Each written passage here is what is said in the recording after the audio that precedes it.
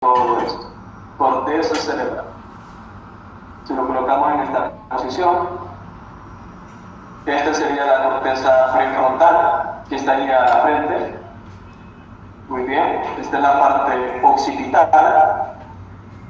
Esto que ustedes ven aquí, una línea, se llama la fisura o la cisura interhemisférica.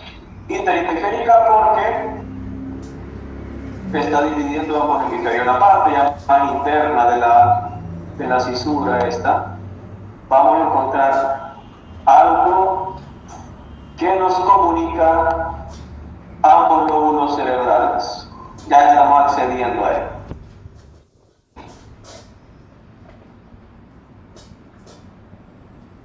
Vamos a tratar de acceder a él. Ya llegamos. Esto que ustedes ven de color blanco se conoce como el cuerpo calloso. Son un montón de fibras nerviosas que van de ida y vuelta entre un hemisferio cerebral y otro, con el objetivo de integrar la información que está ubicada o almacenada o está siendo procesada por distintas partes del cerebro. El cuerpo calloso. Es decir, que una lesión a nivel del cuerpo calloso lo que haría es una incapacidad de poder entender y procesar nuestros propios pensamientos y por ende también aquellos estímulos sensoriales, motores o de asociación procedentes de los sentidos.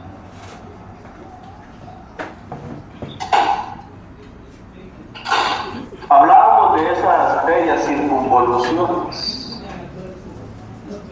La circunvolución más famosa es esta de aquí, se llama la circunvolución central o de Rolando, por el neurólogo que la describió, y esta de aquí también, que se conoce como la circunvolución de Silvio. Sí, Silvio tiene varios nombres también en cuanto a las estructuras cerebrales. Hay uno que se llama el acueducto de Silvio. Vamos a ponerlo ahora en una posición más anterior o ventral. Si ustedes ven acá, se aprecian las arterias que irrigan el cerebro. Ambas arterias vertebrales y carótidas internas son las que en la base del cráneo forman algo que se conoce como el polígono de Willis. Esta de aquí es la arteria carótida interna. Aquí está, arteria carótida interna. Viene rodeando de acá, viene desde la parte externa, y estas son las arterias vertebrales. Ambas arterias son las que permiten la formación de unos enormes, unos vasos sanguíneos arteriosos que llevan por nombre polígono de Willis. Las dos arterias vertebrales se unen para formar aquí un vaso sanguíneo que se llama tronco basilar. Ya no lo tenemos por acá, pero estaría dispuesto aquí. Del tronco basilar se van dando una rama, otra rama, las arterias carótidas dan su aporte y se van formando completamente ese polígono. Vamos a ver.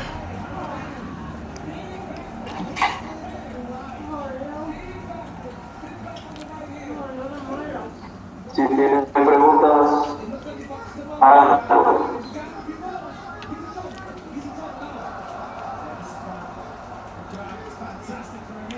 Ok, esta zona que ustedes aprecian aquí, esta zona se conoce como el mesencéfalo.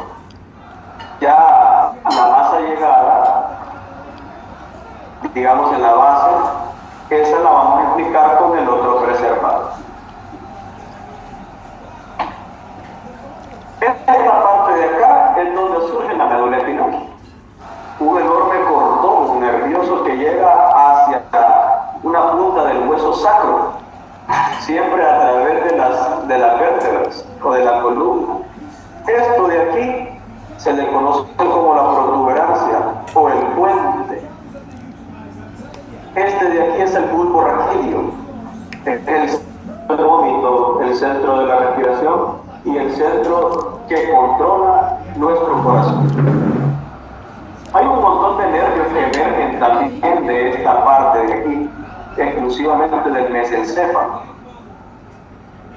Todos los nervios que surgen de este pequeño tronco del mesencéfalo se llaman nervios de los pares craneales. Son 12. Esos nervios de los pares craneales prácticamente son los encargados de percibir a través de los sentidos todas aquellas experiencias sensoriales de nuestro entorno. ¿Cuáles son? Sí, podemos mencionar algunos. Está el primer par craneal, que es el nervio olfatorio, el segundo es el nervio óptico, el tercero es el nervio oculomotor, el cuarto es el nervio troclear, el quinto es el nervio trigémino, el sexto es el nervio que se encarga de llevar información hacia la musculatura de la lengua, muy famoso, conocido también como el nervio abductor. El séptimo par craneal se conoce como el nervio facial.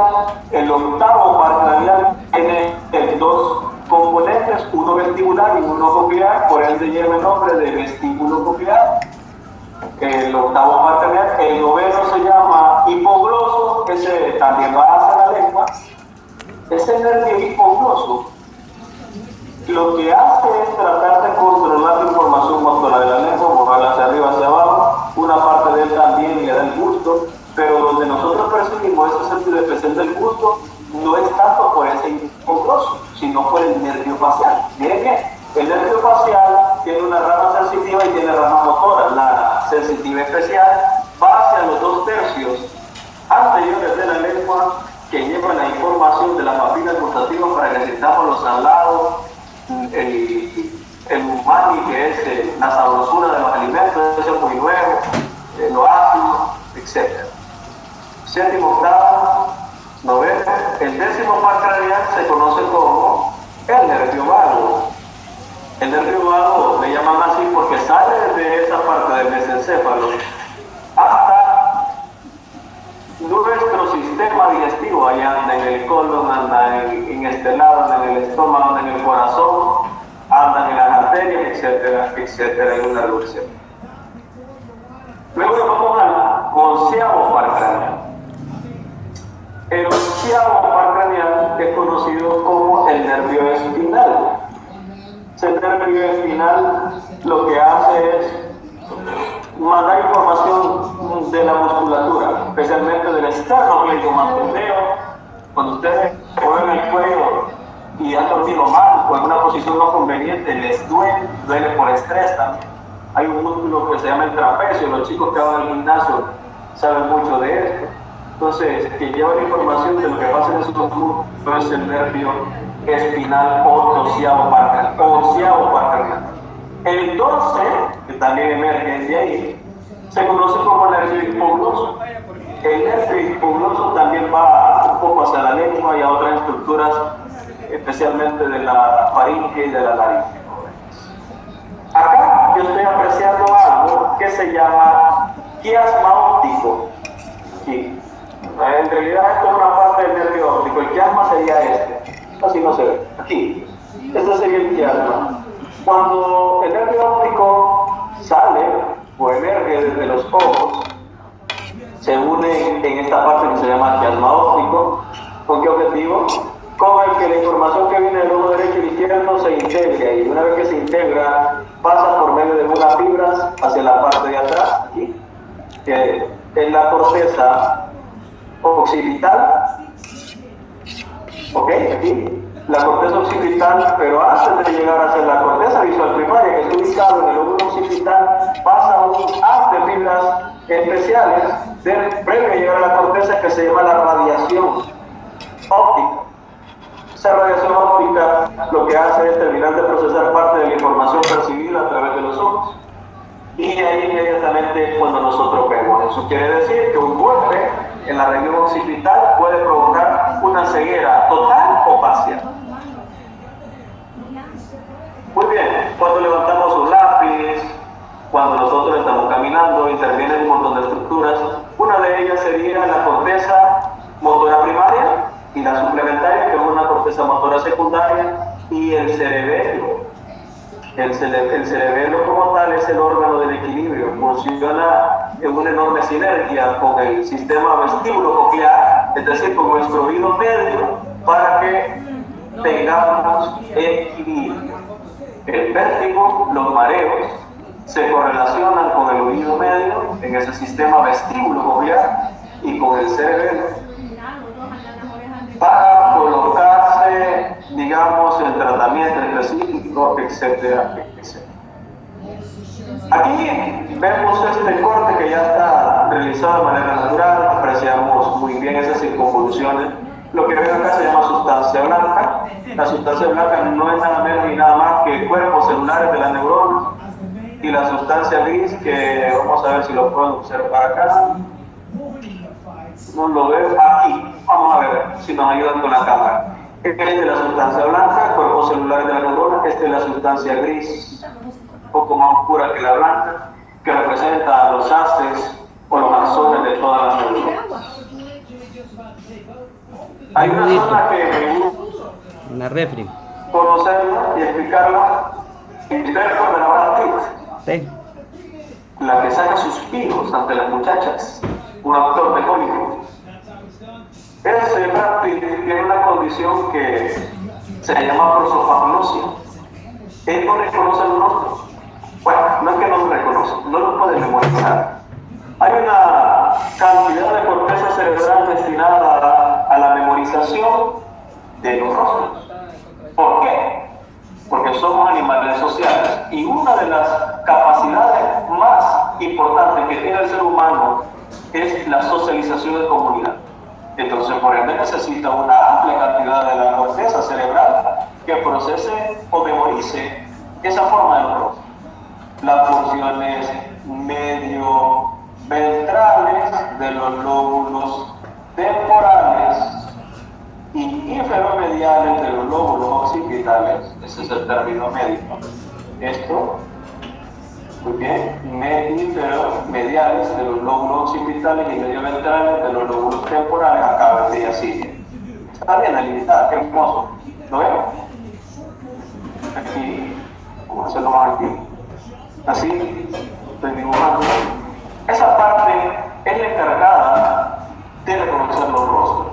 Es decir, que una lesión como la que tiene de manera natural Brad Pitt, nació con esa lesión en el cerebro, no podríamos identificar, bueno, sí podríamos identificar, ahí me contradigo, perdón, sino que no podríamos memorizar los rostros.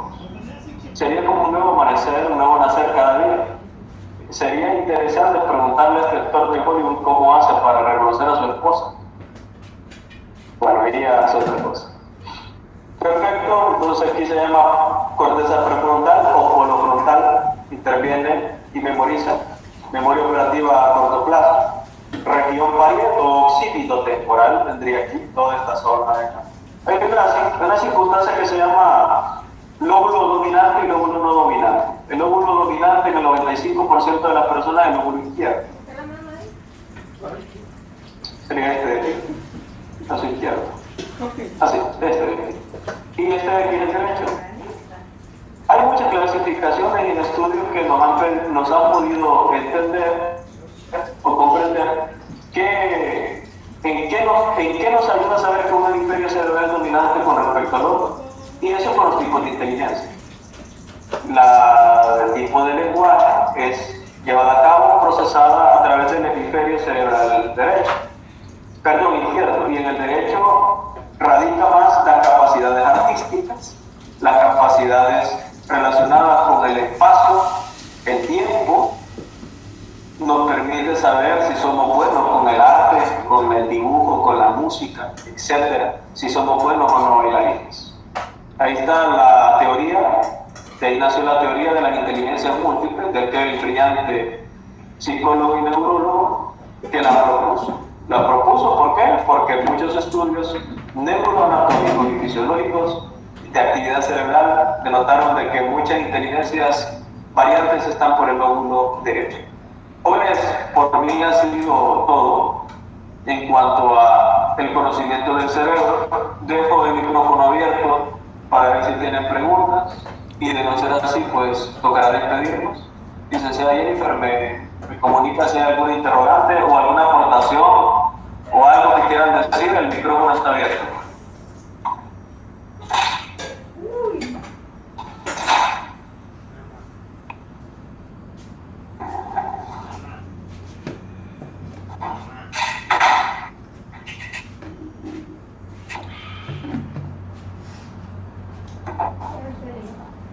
Doctor, una consulta.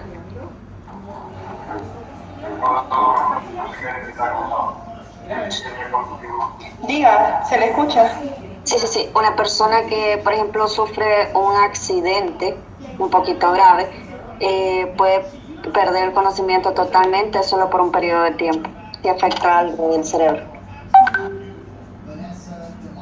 Dice que si una persona que tiene un accidente puede perder las capacidades de forma parcial o total. Capacidades intelectuales. Con respecto a la pregunta, ¿qué tipo de capacidades? ¿Capacidades motoras? Me refiero a la marcha o capacidades intelectuales. Intelectuales. Si nos referimos con capacidades intelectuales, sí, claro que sí. Dependiendo del sitio de navegación. Si, por ejemplo, es en el área de Guernique, que es el área de la inteligencia y del conocimiento, si el golpe ha sido tan severo que haya comprimido una parte del cerebro o Para el video ya. esto también es relativo, dependiendo de la edad. Si es un adulto promedio arriba de 25 años, es muy probable que quede Quiero pararlo ya. con dificultades intelectuales permanentes. Si está entre los 5 y los 20 años, es muy probable que no sea tan permanente. El cerebro humano tiene una condición que se llama neuroplasticidad, que de hecho antes se creía que no se regeneraba, Ella no está caminando. que las células nerviosas no podían regenerarse, pero hay muchas zonas del cerebro. Y algo muy curioso es que el hipocampo, siendo una región tan sensible al daño, tiende a recuperar esas neuronas. Las neuronas hipocampales se recuperan durante el sueño. Miren qué interesante esto.